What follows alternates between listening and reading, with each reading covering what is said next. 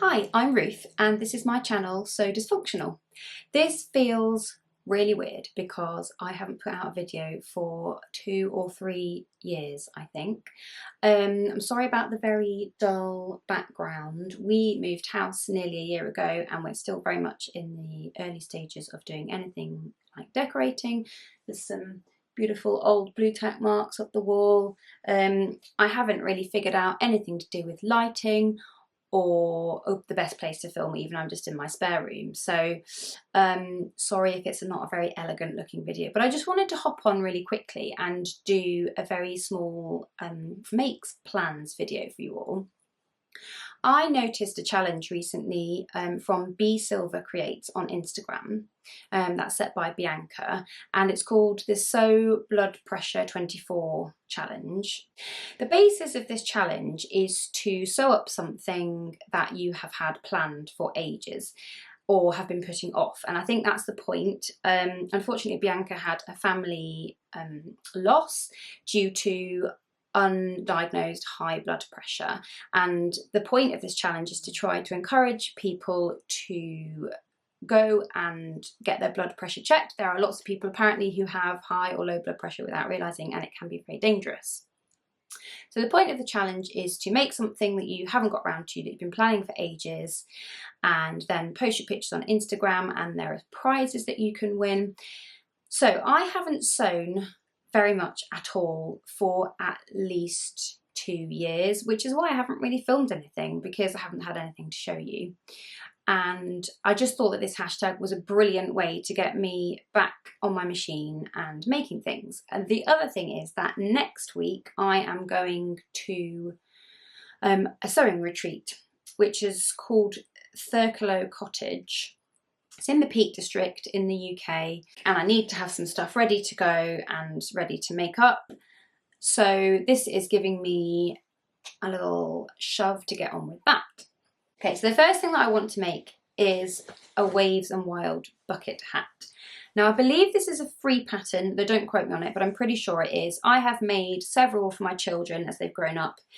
I am at the stage now when I go outside and it's really sunny, I don't think about it because I don't tend to wear hats very often, but I quite often end up with a burnt parting. I think it's just my age, my hair is getting a little bit thinner on top, and it really hurts when you get a burnt parting. So I meant to make a Waves and Wild hat last year, I didn't.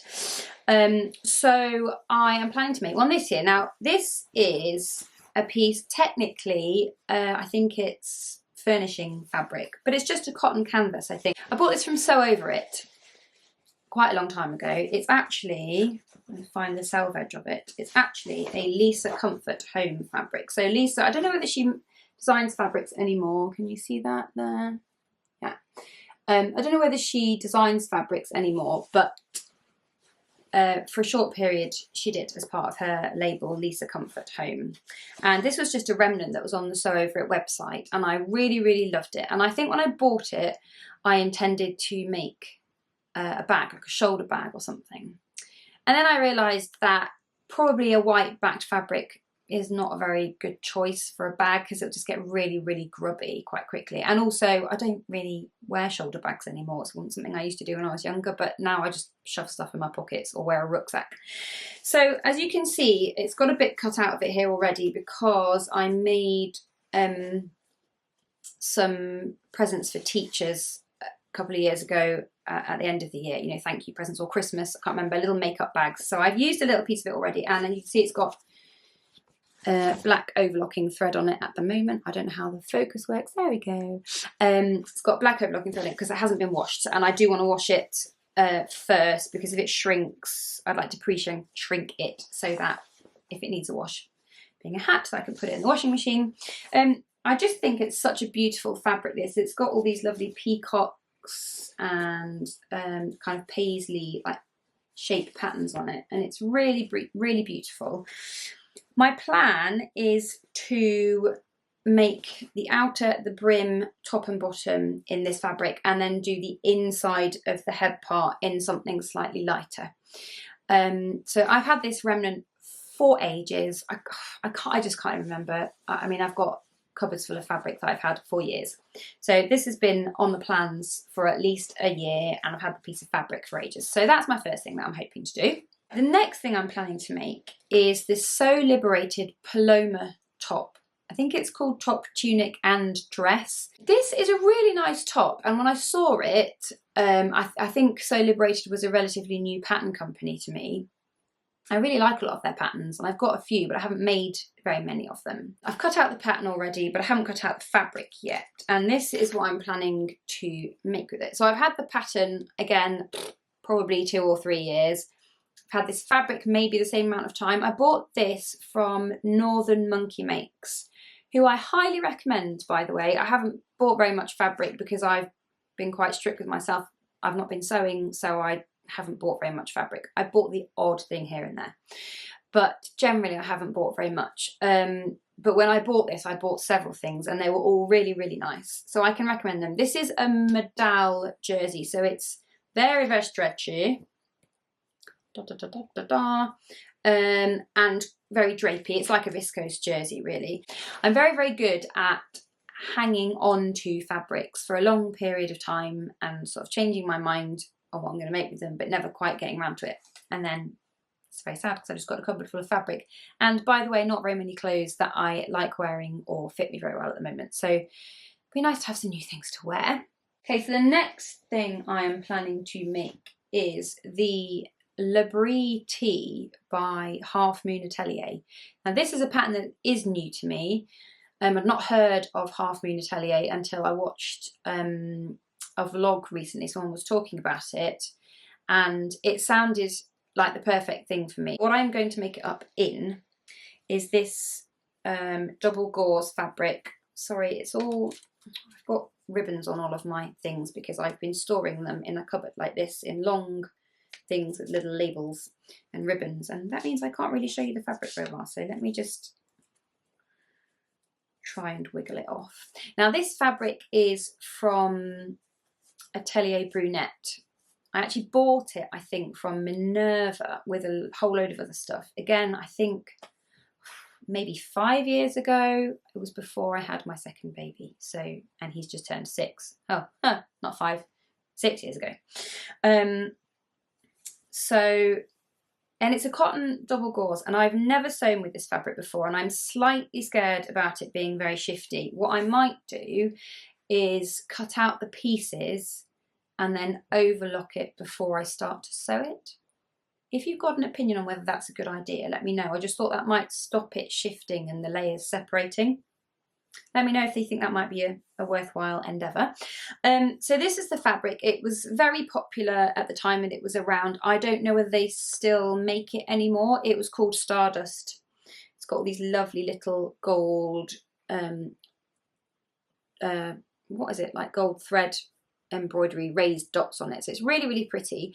What I also did when I bought this, I thought quite cleverly, was buy some of their bias binding. So this is pre-made, matches perfectly, and actually the Le Brie tee does use bias binding on the neckline and possibly the hem. I can't remember about the cuffs, I'm not sure, depends which view I think I do. So that is going to be an experiment. I have hung off using this fabric for ages because it was quite expensive. I mean, Atelier Brunette fabrics are beautiful and worth every penny, but at the time I was into kind of using slightly less expensive fabrics, and this seemed really expensive.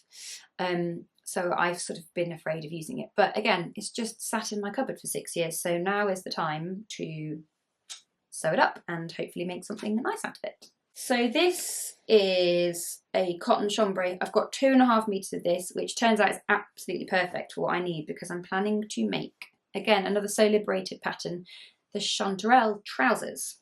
Now I'm hoping I will get to make this next week. I have ordered the PDF patterns to be printed and sent to me, and I think they're on their way. This is just a very bog standard light blue cotton chambray. I bought this from Penrith Fabrics, which is in Penrith, which is the Lake District. If you are in the UK, you might know where that is. It's a great shop. They have an online shop as well, always worth buying stuff from them, but they're very nice if you get a chance to visit in person as well. I can't remember when I bought that. Again, I've cycled through about 5 different things that I was going to make with it. I looked in my little notebook, ta-da, and I've written underneath it, so liberated again, hinterland dress. So that was obviously what I thought I might make with it initially. I don't really wear dresses, so there's not much point in doing that. And last of all, this is probably my most ancient piece of fabric of all the things that I'm going to show you. Just to take the ribbon off again. So this says it's 3.5 meters and it's a narrow fabric. And as luck would have it, what I wanted to make with it, I literally need 3.5 meters. I sort of half thought I might pattern match it, but I think I probably won't have enough. So I bought this when I was in South Korea. If you don't know my channel and haven't met me before, hello. I work as a singer in classical music and also a teacher, but I do a lot of performances, and certainly before I had my children I used to go on tour quite a lot abroad. I was very lucky, and one trip took us to Seoul in South Korea, and I found this amazing, I can't even describe it as a warehouse that was on 5 floors. And it was all fabric and haberdashery, and it was honestly overwhelming, but I had enough time to go for a morning there, and I had some money left over, and I went and bought several pieces of fabric, most of which I've either used or passed on to other people, or used bits of and passed on the remnants. But this has sat in my drawers for a really, really long time. I'm not a massive flowery person, to be honest, but I just really love the colours. It's lovely green and then sort of teal, and all the kind of gold bits and things in it. Now this is a cotton. If I can, so I'll see if I can get the camera to focus on it. It's got this kind of texture that runs the whole width of the fabric. It's sort of like a stripe texture in it, I guess. I hope you can see that. And it's very, very it's got a bit of a shine to it. But as I say, it's narrow. Most of the cotton fabrics they had there were narrow. I don't know if it was made over there or what, but anyway, I'm hoping that I should have just enough fabric to make the Closet Core Carolyn pyjamas in the version with the short sleeved top and the shorts. So I want to make some summer pyjamas out of these. Now I have used that pattern before, but only to make a pair of long sleeve trousers with it, because I quite often wear like a jersey t-shirt and pyjama bottoms in bed. But I really, really wanted to push myself and have a go at making the full set of pyjamas. There are a lot of pieces and it looks more complicated than I thought it might be. I've also bought some bias binding. Let me show you that. It is this really nice kind of mustardy, apricot-y yellow colour. Is that focusing? Oh, I need to learn how to use this camera. It's focusing on my face, not on the... Yeah, focus on this camera. Just wants to focus on my face. Anyway, right. That will go really nicely, I think, with my fabric. So yeah, doing the binding... binding? I don't mean that. Doing the... Oh Lord, now I've forgotten what it's called. So doing the piping was my way of giving myself an extra little challenge, because who doesn't need an extra challenge when they're already working with a pattern they don't really know? But I'm hoping it's going to make a really, really beautiful set of pyjamas, and that I do enjoy wearing it even though they're a bit flowery. I think it'll look really nice once it's made up into a pair of pyjamas. I don't think it'll be quite as in your face as holding up the whole piece of fabric. Anyway, so those are my plans for next week. I will report back and let you know how I get on. I hope this return has been not unwelcome. What always amuses me is when I put out a video for the first time in ages and the number of people who follow you reduces dramatically. I'm not a big vlogger, and I accept that there are people that won't like my style or won't be interested in what I'm showing them. However, if you are someone who's already subscribed and you're happy to remain so, that's great. Hello, I hope you're happy to see me back here again. If you have found my video by chance and you're new and you would like to subscribe, then please do. It's free. It just means that you will see more of my content as it comes out. And I'm hoping that this will be the start of me putting out more videos and getting back on the sewing journey. I forgot to mention that the other reason that I haven't been sewing very much is because actually my sewing machine has been a bit broken. Kind of not broken enough to not do anything, but enough that I couldn't reliably actually sew anything without it chewing up my threads. And you know what it's like if you can't rely on your tools to do what they need to do, then it's not really very enticing to actually do something. So I'm really hoping, because this is the third person I've taken it to be looked at, and I'm really hoping that whatever he's done has fixed it and it is now going to work. When I went on my sewing retreat last year, it got to about the middle of day 2 and my machine started really playing up, and I had to borrow one of the machines that Esther had there, and I was very lucky to be able to do that. I also have my overlocker, but I really can't manage without my sewing machine on this trip because I'm doing a lot of woven stuff and fiddly stuff that needs my sewing machine. So I'm really hoping, fingers crossed, that it is now working.